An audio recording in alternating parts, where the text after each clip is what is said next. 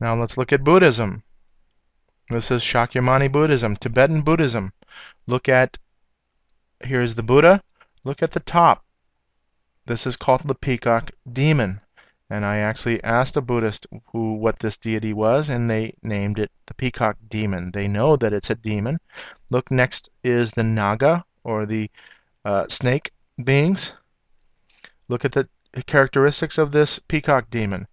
Red, female breasts, so androgynous, and I even confirmed this with a Buddhist monk. That is an androgynous being.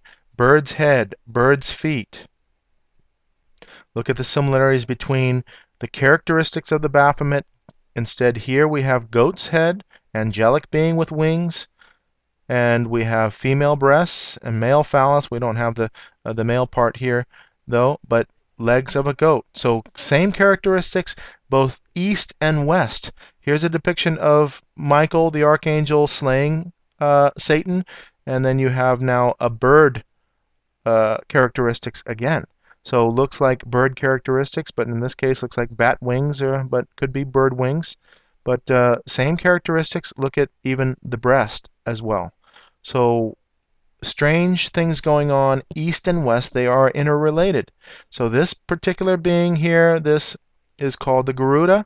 You see the Garuda here with female breasts as well, and Garuda Indonesia Airlines. The peacock demon, I couldn't understand this when I was first described to me, but here is the peacock, and here is that Garuda up above. And that Garuda is holding up, usually holding up a Buddha, and sometimes or a god, that kind of a thing. And so there is this assistance of demons to attain enlightenment, and that is described in Buddhism. And so the Yezid, I can't remember, but there's a tribe. If you look up peacock angel or peacock demon, you get some Yezid tribe, and then you have you can see this image. This image looks very similar to the NBC peacock as well logo. So you look at now Hinduism. Buddha was a Hindu, and therefore Buddhism has the same thing that Hinduism has. And you see all these serpents that represent wisdom. Of course, that is the lie, and the Garden of Eden, and that story in Genesis. You can read all about it. That the serpent now is, for the Luciferians, is the savior of man. And look at the adoration of that serpent. These are all dragons in this Buddha description. Very elaborate idols, sculptures going on.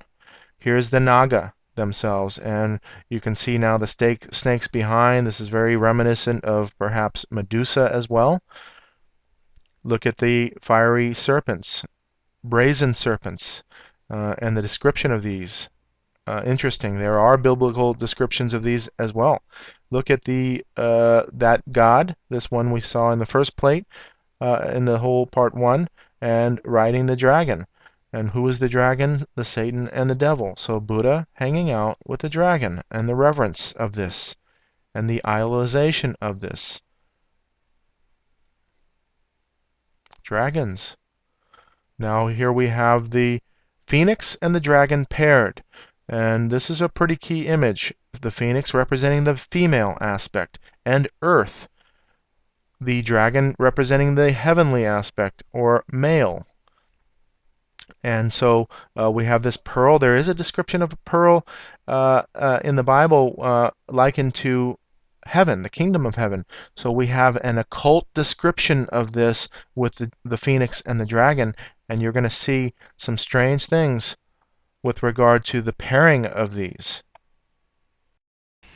I did want to come back to Joseph Campbell and tell you that I remember that Pawns and Kings is about a wizard. It's a fiction story about a wizard who becomes a master of his craft. So there's peculiar things going on with witchcraft and these myths. In addition to that, Joseph Campbell is actually his mentor was Carl Jung, and Carl Jung is known to be a mystic. And the lineage also of Carl Jung is Freud and Nietzsche. And so you have the psychology, no God, all of this. There is a purpose behind all of this. And I just want you to understand and research Joseph Campbell and his lineage and who he's been influenced by with regard to psychology and mysticism even. And it's odd that he would even write a book about a wizard that uh, becomes a master of his craft with regard to Freemasonry. You see the checkerboard on his book cover. So moving along with the Ouroboros, cockatrice, snake and serpent biting the tail, and you have all of this occult imagery. This is alchemy and various astrology signs. Here's the cockatrice, half snake, half bird. And you see the Ouroboros even in Buddhism all the way around now. And it's very similar to that Dharma wheel and this God now covering this earth area. Here's the serpent intertwining the tree of life in Kabbalah. This is the 10 Sephiroth of the Kabbalah, and you can see the serpent around that. Look at the Buddhist symbol, yin and yang, on tarot card. And so that does not originate in Buddhism. It is an ancient symbol representing this duality, darkness being in light and light being in darkness. The Bible is clear that there is no darkness in God. God is light, and there is no darkness in him. Here's the papacy, or the priestess, and then you see the checkerboard pattern. Look at the yin and yang on the book itself.